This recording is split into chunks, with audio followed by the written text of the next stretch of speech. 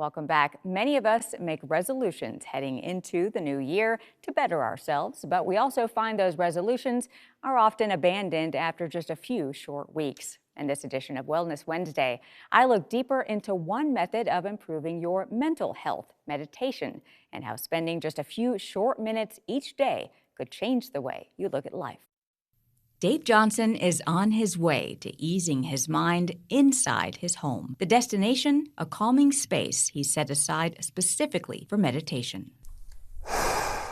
Johnson works in public health and suffers from anxiety, a disorder that intensified during the COVID-19 pandemic. Being completely overwhelmed by work and family and just feeling like there wasn't any way out. Mental health experts say Johnson is not alone. According to the National Alliance on Mental Illness, 1 in 5 U.S. adults experiences mental illness each year. Under half of those actually seek out treatment. I don't think that enough people are saying, I really want to improve my mental well-being in the new year. They want to do better in their job. They want to do better on their weight. But specifically focusing on mental health can be easy and attainable. For many folks, meditation is the game-changing practice that forces them to take a break from the daily grind and check in with themselves. It can be as simple as sitting in a quiet room, removing all distractions, and simply concentrating on your breath. It's a slow, long-term exercise that reorganizes the brain over months and years. As you mentioned meditation, and that's a great one because it's literally forcing you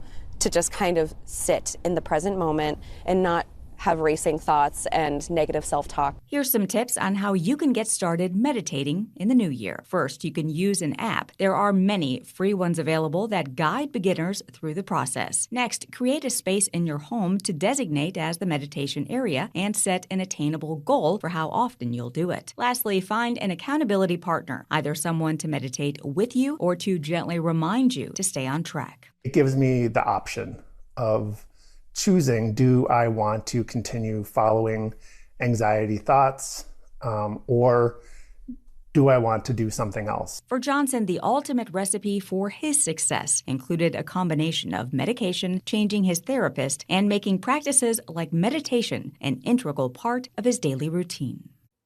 The benefits of a meditation practice are real, and now science is even backing that up.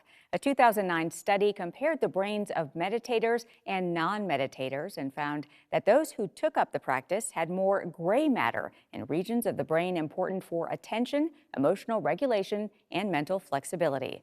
That means being able to better control attention, manage emotions, and make healthy choices in the new year. You can find a link to that study and more details on how you can start a meditation practice in this story right now on our website, WBTW.com.